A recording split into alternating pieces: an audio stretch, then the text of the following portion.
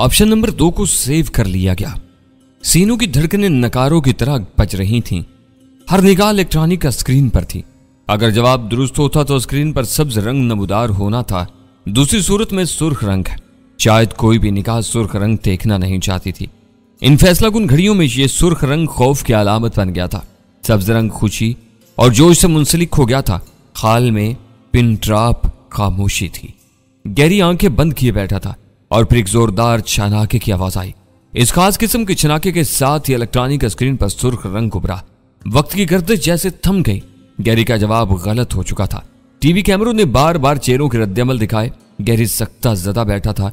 उसकी वालदा और बहन ने अपने सर घुटनों में दे रखे थे। कंपेयर खामोश था। रियान विलियम खामोश था। 200 से ज्यादा नाजरीन खामोश थे और कुछ सदा हाय तासुफ बुलंद कर रहे थे। कई सेकंड बाद कंपेयर की नहायत खंबीर आवाज उभरी। मुझे अफसोस है मिस्टर गैरी, आपका जवाब गलत है, लेकिन जो कुछ भी है आपने बहुत दलेरी से मुकाबला किया। आपके पास खेल से जुदा होने का ऑप्शन मौजूद था, मगर आपने और आपके दोस्त ने फाइट करने और खतरा मोल लेने को तरजीह दी। इसके लिए आपकी तारीफ करना पड़ेगी। जिंदगी खतरे मोल लेने का नाम ही तो है। कंपेयर ने तालियां बजाई। ऑडियंस ने भी मेरे मरे अंदाज में इसका साथ दिया। जो जवाब स्क्रीन पर आया वो ऑप्शन नंबर 3 था, यानी 2400। कंपेयर ने कायदे के मुताबिक जवाब की तफसील बताते हुए कहा, साइंसी तहकीक की ताज़ा रिपोर्ट के मुताबिक ताउन के जरसूमे की कमोबेश 2400 इकसाम सामने आ चुकी है। ताहम इनमें से सिर्फ 120 इकसाम ऐसी हैं जो ताउन का जरसूमा इंसान में मुंतकिल करती हैं। इन 120 इकसाम में से तकरीबन 20-22 किस्में ऐसी हैं जो चूहों के जरिए ताउन के फैलाव का बायस बनती हैं। आलमी इदारा सेहत के मुताबिक तरक्की पजीर ममालिक में ताउन जैसी खतरनाक बीमारी फैलने के इम्कानात खमा वक्त मौजूद हैं। खाल में वैसी ही खामोशी तारी थी जो ताउन से बर्बाद शुदा किसी बस्ती में हो सकती है। यह हकीकत है कि अब तक के खेल में अपने रवैये से गैरी ने करीबन 100% नाजरीन की हमदर्दियां हासिल कर ली थी।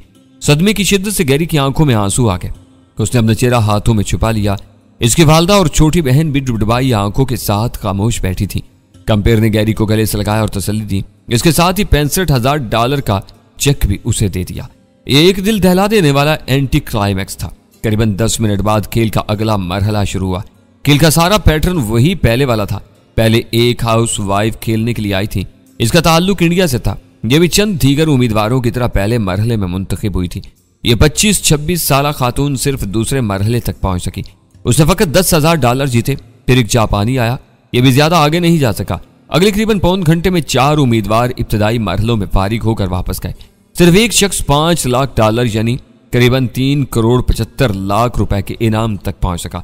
छठे नंबर पर जो खिलाड़ी शीशे के चैम्बर में दाखिल हुई और हार्ड सीट पर बैठी, ये वही अमेरिकन लड़की थी जिसका बाप रियान विलियम का कारोबारी हरीफ भी था। इस लड़की का नाम मारियानी और इसके बाप का नाम मिस्टर बेफेलो बताया गया था। लड़की देखने में पुरकशिश थी और किसी मॉडल ही की तरह नजर आती थी। इसने नहायत टाइट जीन्स पहन रखी थी। बालाई जिस्म का लिबास भी ऐसा था जो छुपा कम रहा था और दिखा ज्यादा। रियान विलियम ने पूछे लहजे में कहा, कहते हैं कि खूबसूरती और जहानत औरतों में कम ही इकट्ठी होती है, लेकिन इस खबीस में ये दोनों चीजें इकट्ठी आई हैं। ये फिक्रा बोलने के बाद फौरन रियान विलियम अपने भारे भरकम जिस्म को हलकोरे देते हुए उठ खड़ा हुआ। गलबन वो इस लड़की को खेलते हुए देखना नहीं चाहता था। इसके दोनों दोस्त भी बेजारी के आलम में खड़े हो गए। रियान विलियम की नापसंदीदगी को देखते हुए हम भी उठ खड़े हुए। जिस वक्त हम इस मेगा शो में से बाहर निकल रहे थे, कंपेयर की खूबसूरत आवाज हाल में गूंज रही थी, तो जी नाजरीन, मिस मारियानी वो उनहार उम्मीदवार हैं या कह लें कि पार्टिसिपेंट हैं जिनसे लोगों ने मिस्टर गैरी ही की तरह बहुत सी उम्मीदें वाबस्ता कर रखी हैं। मिस मारियानी स्कूल, कॉलेज और यूनिवर्सिटी की सतह तक बड़ी कामयाबी से क्विज शो में हिस्सा लेती रही हैं और आज वो इस मेगा इवेंट में मौजूद हैं, जिसमें ये करीबन 1 घंटे के अंदर अंदर ग्रैंड प्राइज $16 मिलियन तक पहुंच सकती हैं। जैसा कि आप जानते हैं, पिछले मेगा शो में मिस मारियानी ने 3 मरहले हैरान कुन तेजी से पार कर लिए थे। अब तक वो $2 मिलियन जीत चुकी हैं और चौथे मरहले में मौजूद हैं। कंपेयर की आवाज मादूम होती चली गई। हम एक बंद कमरे में पहुंच चुके थे। यहाँ हस्बे साबिक मेरी और इमरान की आंखों पर पट्टियां बांधी गई और हमें एक नीम गर्म कॉरिडोर में से गुजार कर स्टेशन वैन में पहुंचा दिया गया।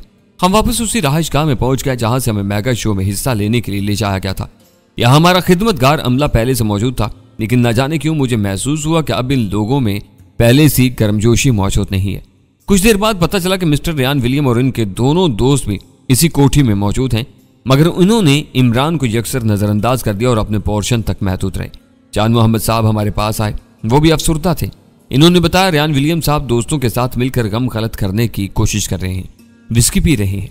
मेरे बारे में कुछ फरमाया है उन्होंने? इमरान ने पूछा। अभी वो फरमाने की पोजीशन में नहीं, जान साहब ने कहा। 10-15 मिनट बाद एक और इतला पहुंची और ये भी परेशान कुन थी। वही हुआ था जिसका रियान विलियम को डर था। मेगा को इस शो के हवाले से ये खबर गैर मुतवक्का नहीं थी। जान मोहम्मद साहब के सेल फोन की बेल हुई। उन्होंने कॉल रिसीव की और उनके चेहरे पर फैली हुई मायूसी कैरी होगी। इन्होंने फोन पर पूछा, ये कन्फर्म इतला है? दूसरी तरफ से गालबन असबात में जवाब दिया गया था। जान मोहम्मद साहब ने फोन बंद करते हुए कहा, अमेरिकन मारियानी ग्रैंड प्राइज जीत गई, $16 मिलियन का लग्जरी प्लेन। अब तो रियान साहब का हाल और भी बुरा हो जाएगा, कहीं प्रेशर की वजह से उनका भारी भरकम जिस्म फट ही न जाए। इमरान ने तशवीश जाहिर की। रियान साहब तो नहीं फटे, लेकिन उनका एक दोस्त जरूर फट गया। करीबन 10-15 मिनट बाद वो नशे में डोलता हुआ दरवाजे पर नमूदार हुआ। ये वही टमाटर की नाक वाला था। वो बिल्कुल टुन हो रहा था।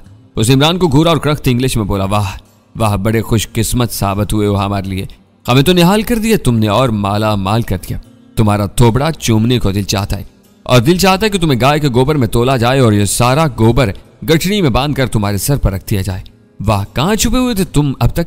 कहाँ से ढूंढा है तुम्हें हमारे प्यारे रियान ने? तुम्हारे घर में छुपा हुआ था, तुम्हारी वाइफ के बिस्तर के नीचे। इमरान ने मध्यम आवाज में कहा। क्या बका तुमने? रियान के शराबी दोस्त ने आगे झुकते हुए पूछा। कुछ नहीं, मैं कह रहा हूं कि मेरी सफाई तो आपने खुद ही पेश कर दी है। मैं खुद नहीं आया, बल्कि मुझे ढूंढ कर लाया गया है, और बाद में जो कुछ भी हुआ है वो आप लोगों के इसरार पर हुआ है। बाकी किस्मत के खेल में तो किसी के साथ कुछ भी हो सकता है। उसे शराबी अंदाज में हाथ लगा रहा। हाँ, किस्मत के खेल में किसी के साथ कुछ भी हो सकता है। अब अगर मैं तुम्हें कोई चीज उठाकर मारता हूं तो तुम्हें लग सकती है और नहीं भी लग सकती। किस्मत का खेल ही है ना। इसके साथ ही उसने पत्थर का एक छोटा गुलदान उठाया और ताकत से इमरान के सर को निशाना बनाया। इमरान ने झुककर खुद को गुलदान की जर से बजाया। गुलदान उड़ता हुआ एक कद आदम आईने से टकराया और उससे चिकनाचूर हो गया। वाकई किस्मत का खेल है। टमाटर की नाक वाले ने सर ऊपर नीचे हिलाया। इस शीशे की किस्मत में मौत लिखी थी। कितना कीमती शीशा था, मेड इन फ्रांस, उसने कहा, और ताज्जुब अंगेज अंदाज में झुककर शीशे का एक टुकड़ा उठाया। यह टुकड़ा इमरान के कदमों के पास पड़ा था। इसके बाद जो कुछ हुआ वो बहुत बर्क रफ्तार था। इस शख्स ने आईने के एक बड़े टुकड़े से यकायक इमरान की रानों को निशाना बनाया। ये इतना गैर मुतवक्का हमला था कि इमरान की जगह कोई और होता तो खुद को बचा ना सकता। फिर भी नुकीला टुकड़ा उसके नाव के करीब लकीर टालता हुआ निकल गया। टुन हमलावर सख्त इश्तियाल में था। शायद वो मजीद हमले करता, मगर इमरान ने उसकी कलाई दबोच ली। फिर उसके सीने पर पांव रखकर ताकत से धक्का दिया। वो उड़ता हुआ सा दीवार से टकराया और एक 6 फुट ऊंचे आराइशी लैंप पर गिरकर उसे चिकनाचूर कर गया। लैंप की रोशन ट्यूब लाइट एक छोटे से धमाके से चिकनाचूर होगी। इमरान ने टमाटर की नाक वाले की फरबा गर्दम अपने आईनी बाजू में जकड़ ली और टूट जाने वाले लैंप का इलेक्ट्रॉनिक तार अपने हाथ में पकड़ लिया। इम्कान था कि इस तार में अभी तक करंट तोड़ रहा होगा। इमरान ने तार के नंगे सिरे हमलावर के चेहरे के करीब किए। इसकी आंखें खौफ से फैल गईं, ताहम उसकी चर्बीदार गर्दन पर इमरान की गिरफ्त इतनी मजबूत थी कि उसका बालाई धड़ बस मचल कर रह गया था। इमरान इलेक्ट्रिक तार उसके चेहरे के बिल्कुल करीब ले गया। फिर फिल्म शोले के गब्बर सिंह की नकल उतारते हुए बोला, हमको कुछ पता नहीं ठाकुर, कि इसमें करंट है या नहीं, हमको कुछ पता नहीं। ये सारा किस्मत का खेल है। अगर करंट नहीं हुआ तो तुम्हें जिंदगी मिल जाएगी, अगर हुआ तो फिर नाक की तरह तुम्हारा बाकी का थोबड़ा भी बंदर की पीठ जैसा हो जाएगा। कैसा रहा? सुर्ख नाक वाले हमला आवर को अब अंदाजा हो रहा था कि वो किस आफत में आ गया है। नहायत जोरदार और जसीम होने के बावजूद वो अपने बालाई जिस्म को हरकत नहीं दे पा रहा था। इसका नशा यकीनन हिरन हो चुका था। यही वक्त था जब रियान विलियम अपने पहाड़ जैसे जिस्म के साथ तेजी से अंदर दाखिल हुआ। ये क्या हो रहा है? रियान चिंगाड़ा। इमरान ने चंद लम्हे तवक्कुफ किया, फिर हमलावर की गर्दन छोड़ दी। वो बुरी तरह खांसता और उपकाइयां लेता हुआ घुटने के बल बैठ गया। इतने में मुसल्ला गार्ड्स भी अंदर दाखिल हो गए। वो खतरनाक इरादों से इमरान की तरफ बढ़े, मगर रियान विलियम ने गर्ज कर उन्हें रोक दिया। इसके इशारे पर 2 गार्ड्स उपकाइयां लेते और गालियां बकते हुए सुर्ख नाक वाले की तरफ मुतवज्जा हुए और उसे संभालते हुए बाहर ले गए। वो बुरी तरह डोल रहा था। रियान विलियम ने खुश मकीन नजरों से इमरान को घूरा और बोला, यह क्या हमाकत है? तुम्हें पता है इसका नतीजा क्या निकल सकता था? मैंने कुछ नहीं किया जनाब, और मेरे ख्याल में आपके मुअज़्ज़ज़ दोस्त ने भी कुछ नहीं किया। ये सब कुछ नशे की ज्यादती की वजह से हुआ है। इन्होंने ज्यादा पी रखी थी। इमरान के इस डिप्लोमेटिक जवाब ने रियान विलियम का तहश कदर कम किया। वो कुछ देर इमरान को घूरता रहा, फिर कुछ कहे बगैर बाहर निकल गया। इसके चलने का अंदाज और इसका लबो लहजा दोनों बता रहे थे वो खुद भी काफी से ज्यादा पिए हुए है। नाकामी का अफसोस तो यकीनन सबको हुआ था, और मारियानी की कामयाबी भी यकीनन रियान और उसके साथियों को बहुत खटकी थी, मगर अपने जज्बात का ऐसा भोंडा इजहार सरासर गलत था। ये तो अच्छा हुआ कि रेहान विलियम बर वक्त आ गया, वरना बात बहुत बढ़ सकती थी। उसी रोज रात 12 बजे के लगभग हमने रेहान विलियम के मेहमान नवाजी को खैरबाद कहा और आतिफ वगैरह के पास पहुंच गए। अगले दिन सुबह जान मोहम्मद साहब भी वहां पहुंच गए। इन्होंने रात वाले वाक़े पर अफसोस का इजहार किया। इन्होंने सुर्ख नाक वाले पर गायबाना लानत मुलामत भी की। मैं बहुत परेशान था। इकबाल, मैडम सफूरा और दीगर साथियों का अभी तक कोई पता नहीं था। मेरी परेशानी और बेचैनी का असल मरकज बालू था। वो पता नहीं किस हाल में था। अगर मुझे तसल्ली थी तो सिर्फ इस बात की कि सफिया उसके साथ थी। पिछले चंद माह में वो उसके साथ बहुत मानूस हो चुका था। मैंने जान मोहम्मद साहब से पूछा, रेहान साहब से कोई बात हुई? तो हमारे साथियों के बारे में परसों हुई थी। उन्होंने बताया था कि इनका राब्ता इलाहाबाद में मौजूद इंटरपोल की एक आला अफसर से है। कुछ सुराग मिले हैं, उन पर पेशरफ्त हो रही है। इसके बाद बात नहीं हुई? मैंने पूछा। इसके बाद तो ये शो वाला हल्ला गुल्ला शुरू हो गया था और अब वैसे ही रेहान साहब और उसके साथी बड़े खराब मूड में हैं। इमरान ने कहा, जान अंकल, ये तो सारी वक्त गुजारी वाली बातें लगती हैं। सुराग मिल गए हैं, पेशरफ्त हो रही है, टारगेट के गिर्द घेरा तंग हो रहा है। ये तो वही घिसे पिटे जुमले हैं जो हर संगीन वाक़े के बाद अरबाब इख्तियार की तरफ से बोले जाते हैं। तो फिर तुम ही बताओ, हमें क्या करना चाहिए? जान साहब ने पूछा। इसका तो मतलब है कि अब तक हमने वक्त ही ज़ाया किया, और वक्त भी ऐसा जो बड़ा कीमती था। इमरान बोला। खैर ऐसी बात भी नहीं। जान साहब ने जिस तरह जिम्मेदारी ली थी, मुझे यकीन है कि उन्होंने कुछ न कुछ किया है। आप अभी इनसे रब्ता करें और सही सूरत हाल का पता करें। इमरान का लहजा दो ठोक था। जान मोहम्मद साहब ने चंद सेकंड तजव्वुज़ में रहने के बाद मोबाइल पर नंबर मिला और इंतजार करने लगे। चलने में बाद रब्ता हो गया। हेलो, कौन? रेहान साहब कहाँ हैं? क्या लाहौर से चले गए? कब? लेकिन उन्होंने इन्फॉर्म भी नहीं किया। अच्छा, चलो ठीक है, मैं देखता हूँ, जान मोहम्मद साहब ने कहा और रब्ता मुनक़ता कर दिया। जान मोहम्मद साहब की अंग्रेजी बस वाजबी सी थी। इनके चेहरे पर मायूसी थी। क्या हुआ? इमरान ने पूछा। रेहान उसके साथी आज सुबह सवेरे लाहौर से चले गए हैं। कहाँ गए हैं? शायद इस्लामाबाद। मैं दूसरे नंबर पर कोशिश करता हूँ, जान मोहम्मद साहब ने कहा और दूसरा नंबर मिलाने लगे। दूसरी तरफ बेल होती रही, लेकिन किसी ने कॉल रिसीव करने की जहमत गवारा नहीं की। इमरान गहरी सांस लेते हुए उठ खड़ा हुआ। जो कुछ करना होगा हमें खुद करना होगा। इस गोरे में इतना ज़र्फ नहीं है कि कोई इस शो में हारने के बाद भी अपनी कमिटमेंट पूरी करे। वो अब कुछ नहीं करेगा हमारे लिए। इमरान एक यारबाज शख्स था, हर जगह उसके दोस्त थे। वो अपनी निशानियां छोड़ जाता था। मुझे मालूम था कि मुंबई और लखनऊ वगैरह में भी उसके जानने वाले मौजूद हैं। इमरान ने लखनऊ में अपने एक शनासा से रब्ता करने का फैसला किया। इस शख्स का ताल्लुक सैयद घराने से था और ये इंडिया के वजारत खारजा में एक अहम ओहदे पर फाइज था। इमरान टेलीफोन पर मसरूफ हो गया। पहली कोशिश में हसीब शाह नामी उस शख्स से राब्ता नहीं हो पाया, लेकिन दूसरी कोशिश में हो गया। इस बंदे से इमरान की पुरतपाक गुफ्तगू हुई। इमरान ने उसे अपने मसले के बारे में इब्तदाई मालूमात फराहम की। जाहिर है कि फ़ोन पर तफसीली गुफ्तगू ठीक नहीं थी। रात को इंटरनेट पर तबादला ख्याल करने के बारे में फैसला हुआ। मैंने इमरान से पूछा, क्या हमें दोबारा इंडिया जाना पड़ेगा? अगर जाना भी पड़ा तो तुम नहीं, मैं जाऊँगा। तुमने खतरे मोल लेने का ठेका ले रखा है। ठेकेदार तो मैं हूँ और तुम्हें पता है कि बहुत अरसे से हूँ, लेकिन सच्ची बात यह है कि इसमें मेरा अपना लालच भी शामिल है। यार उधर जाऊँगा तो आसमा से भी मुलाकात होने का मौका पैदा हो जाएगा। कभी कभी तो मुझे लगता है कि वो एक बेकस परी है और एक जाबर देव की कैद में है। ये डीएसपी सज्जाद महल किसी देव या जिन से कम तो नहीं। इन जन्नात की जान आम तौर पर तोतों में होती है। हो सकता है कि मैं वो तोता ढूंढने में कामयाब हो जाऊं जिसमें सज्जाद की जान है। मैं जानता हूं आसमा से तुम्हें कोई दिलचस्पी नहीं, तुम सिर्फ बेपर्के उड़ाते हो। ये तो तुम कह रहे हो ना, अपने दिल का हाल तो मुझे मालूम है। इसमें जब मुझे शमाना की झलक नजर आती है तो लगता है कि माजी की खिड़कियां खुल गई हैं और गर्दिश सयाम पीछे की तरफ तोड़ रही है। गर्दिश सयाम नहीं, गर्दिश हयाम होता है। अब तुम भी गलती कर रहे हो। गर्दिश होता नहीं बल्कि होती है, लेकिन होता या होती से कोई फर्क नहीं पड़ता। फर्क इस बात से पड़ता है कि मैं वो तोता पकड़ सकता हूं या नहीं जिसकी टांग तोड़ने से डीएसपी सज्जाद की टांग टूट सकती है। और फर्क इस बात से पड़ता है हम इकबाल, सफूरा, नूरी और बालू वगैरह को वापस ला सकते हैं या नहीं। मैंने उसकी बात काटी। मेरे फिक्र ने उसे फिर से संजीदा कर दिया। उसने सिगरेट सुलगाया और लंबे कश लेने लगा। मैंने कहा, सच पूछो इमरान तो कभी कभी तुम पर गुस्सा आने लगता है। कई मामलों में तुम हद से गुजर जाते हो। मैं मानता हूं कि तुम्हें खतरों में रहना पसंद है और यह भी मानता हूं कि तुम अपनी जिंदगी मौत की तरफ से बहुत बेपरवाह हो और यह बेपरवाही अब तुम्हारे मिजाज का हिस्सा बन चुकी है। फिर भी आसमा जैसे मामलात समझ से बालातर हैं। माना कि उसका शौहर मरने के हद तक मायूस हो चुका था, लेकिन उसकी मायूसी दूर करने के लिए तुमने खुद को उसके लिए चारा बना लिया। और एक बार नहीं, दो बार।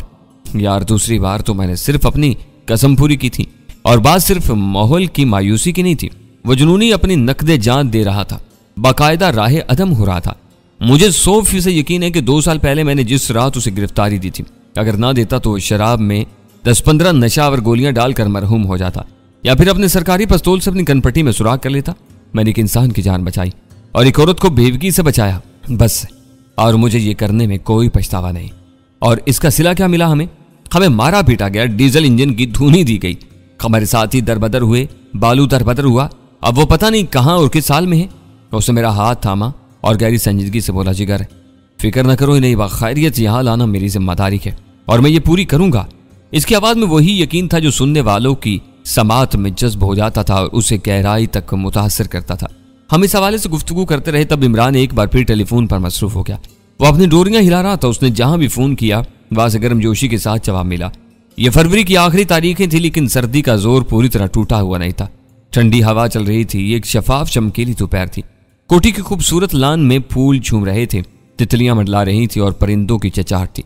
ये मेरी जानी पहचानी फिजा थी। ये मेरा जाना पहचाना लाहौर था। मेरी बचपन और लड़कपन की अनगिनत यादें ऐसी ही सुहानी दोपहरों और शामों से वाबस्ता थी।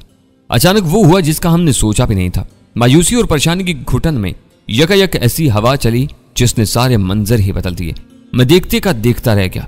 निगाहों पर भरोसा नहीं हुआ। हमारी बाएं जाने वाला दरवाजा खुला और जाने पहचाने चेहरे नजर आए। मैडम सफूरा, इकबाल, नूरी, सफिया और उसकी गोद में बालू। इमरान रिसीवर छोड़कर खड़ा हो गया और मेरी तरह मुजस्सम हैरत उन लोगों को देखने लगा। फिर उन सब के पीछे इमरान के साथ ही जिलानी का मुस्कुराता हुआ चेहरा नमूदार हुआ। यकीनन ये लोग जिलानी के साथ ही यहां तक पहुंचे थे। मैं लपका और आगे बढ़कर बालू को अपनी बाहों में ले लिया। इमरान और इकबाल एक दूसरे से बगलगीर हो गए। इकबाल के बाद इमरान और मैडम सफूरा एक दूसरे के गले मिले। इकबाल मुझसे आ चिमटा। एक जज्बाती मंजर था। सफिया और नूरी भी आंखों में आंसू लिए खड़ी थी। नूरी की कलाई पर प्लास्टर नजर आ रहा था। यह सब कैसे हुआ? कैसे पहुंचे आप लोग यहां? मैंने हैरान लहजे में पूछा। यह सब उनकी मेहरबानी है। मैडम सफूरा ने दरवाजे में खड़े एक गंदमी नौजवान की तरफ इशारा करते हुए कहा। नौजवान अच्छी शक्ल सूरत का था। उसने जर्सी और पतलून पहन रखी थी। उसने हमें सलाम किया। उसके सलाम के अंदाज से ही पता चल गया कि वो इंडिया से आया है। मैडम सफूरा ने कहा, इसका नाम अताउर रहमान है, एयर इंडिया में सर्विस करता है। ये अपनी स्टोरी खुद ही सुनाएगा तो ज्यादा अच्छी तरह तुम लोगों की समझ में आएगी। हमने अताउर रहमान से मुसाफा किया, उससे गले मिले। आप सब लोग खैरियत से तो है ना? मैंने पूछा। बिल्कुल खैरियत से हैं, इकबाल ने कहा, सिवाय नूरी के। इमरान ने फिक्रा मुकम्मल किया। उसके बाजू पर चोट लगी गई। नूरी के चेहरे पर तारीख साया सा लहरा गया। इकबाल भी चुप हुआ। मैडम सफूरा ने कहा, हमें बैठने के लिए भी कहा जाएगा या खड़े खड़े ही सब कुछ पूछ लिया जाएगा? हम सब निशिस्तों पर बैठ के। बालू बदस्तूर मेरी बाहों में था। उसका मासूम लम्स मुझे सुल्ताना की याद दिलाने लगा। वो भी 2-4 मिनट के अंदर ही मेरी गोद में से मानूस हो गया था। बालू इस लिबास में नहीं था जिसमें 20-22 दिन पहले हमने उसे इलाहाबाद में छोड़ा था। बाकी सबके लिबास भी वो नहीं थे। मालूम हुआ कि ये सब लोग आज सुबह ही अताउर रहमान के साथ न्यू दिल्ली से लाहौर पहुंचे हैं। इकबाल को भी ठीक से पता नहीं था कि इमरान से कहां और कैसे राब्ता किया जाए। हाँ, अपने साथी जिलानी का फोन नंबर इसे मालूम था। इसने जिलानी से राब्ता किया और फिर ये सब लोग एक जबरदस्त सरप्राइज के तौर पर हमारे पास यहाँ इस कोठी में पहुंच गए। इस सारे मामले में अताउर रहमान का किरदार नहायत अहम महसूस हो रहा था। ये किरदार क्या था? मेरे, इमरान और जिलानी के ज़हन में भी ये सवाल मचल रहा था। अपने साथियों का सफरी सामान देकर यह पता तो हमें चल गया था कि ये लोग कानूनी तरीके से बजरिया एयरलाइन यहाँ पहुंचे हैं, लेकिन ये सब कुछ किस तरह मुमकिन हो पाया, इसका जवाब हमें दोपहर के खाने के बाद मिला। हम पर यह इंकशाफ हुआ कि अताउर रहमान इलाहाबाद की आसमा का सगा भाई है। अताउर रहमान लखनवी लब लहजे में बड़ी साफ उर्दू बोलता था। उसकी शक्ल शबात भी उसी की गवाही देती थी कि डीएसपी सज्जाद की बीवी आसमा से उसका करीबी रिश्ता है। अता ने चाय का घूंट लेते हुए कहा, मैं आप हज़रात को बताना चाहता हूँ कि मैंने आपके साथियों को बाहिफाजत यहाँ पहुंचाने के लिए जो भी थोड़ी बहुत कोशिश की है वो अपनी बहन आसमा के कहने पर की है। आसमा इमरान भाई की बेहद एहसानमंद है। इसे हरगिज ये गवारा नहीं था कि इमरान भाई के करीबी साथियों को वहां इलाहाबाद में किसी तरह की कोई मुश्किल पेश आए। वो इस बारे में बहुत फिक्रमंद थी। इन्हीं दिनों वो वाकया हुआ जिसकी वजह से आसमा बहन इस काबिल हुई कि वो आपके साथियों की मदद कर सके। वो वाकया आपकी साथी नूरी के पुलिस के हाथों गिरफ्तार होने का था। मैंने मुदाखलत करते हुए कहा, अता भाई बेहतर है कि आप शुरू से सारी बात बताएं ताकि हम अच्छी तरह समझ सकें। अता बोला, शुरू में जो कुछ हुआ वो तो आपको इकबाल भैया या मैडम सफूरा ही बता सकती हैं। इकबाल बोला, ताबिश और इमरान भाई, जब डीएसपी सज्जाद मोहल ने आप दोनों को होटल पार्क व्यू से पकड़ा तो हमने देख लिया था। हमें हैरानी हुई कि सिर्फ 2 पुलिस एहलकारों ने आप दोनों को बेबस करके गाड़ी में बिठा लिया है। हमें अंदाजा हुआ कि ये कोई मामूली पुलिस वाले नहीं है। इसके साथ ही अंदाजा भी हुआ कि अब हमारा होटल पार्क व्यू में रुकना अजहद खतरनाक है। हमने फौरन होटल छोड़ दिया और किराए की स्टेशन वैन के जरिए वहां से निकल गए। कैप्टन अजय भी हमारे साथ था। इसके बाद भरा हुआ माउजर भी था। अभी हम थोड़ी ही दूर गए थे कि हमें एक पुलिस नाके पर रुकने का इशारा किया गया। मेरा ख्याल है कि हमसे यहाँ पर गलती हुई। वो मामूल की चेकिंग थी, हम रुक जाते तो सरसरी जायजे के बाद हमें जाने की इजाजत दे दी जाती। मगर अजय की हदायत पर वैन ड्राइवर ने गाड़ी का रुख यकदम एक बगली गली में मोड़ लिया। यहीं से एक पुलिस मोबाइल हमारे पीछे लगी। वैन ड्राइवर खौफसदा हो चुका था। उसने अजय के हाथ में माउजर देख लिया था। अजय ने उसे तेज गाड़ी चलाने के लिए कहा और हदायत की कि वो पुलिस मोबाइल से पीछा छुड़ाए, लेकिन पुलिस मोबाइल तो गाइडेड मिसाइल की तरह हमारे पीछे लग चुकी थी। अजय ने चलती वैन में ड्राइविंग खुद संभाली थी और कुछ आगे जाकर वैन को एक तंग गली में घुसा दिया था। यहां हमारी तेज रफ्तार ड्राइविंग की वजह से कई गाड़ियों को नुकसान पहुंचा। 2-3 अफराद जख्मी भी हुए, लेकिन यह फायदा हुआ कि हम वक्ती तौर पर पुलिस मोबाइल से पीछा छुड़ाने में कामयाब हो गए। हमने वैन ड्राइवर को चलती गाड़ी से नीचे उतार दिया। जल्दी हम इलाहाबाद के मुसाफाती इलाके में पहुंच गए। हमें कुछ पता नहीं था कि हम किधर जा रहे हैं, मगर इतना पता था कि पूरे शहर में पुलिस हरकत में आ चुकी होगी और वायरलेस पर पैगाम चल रहे होंगे।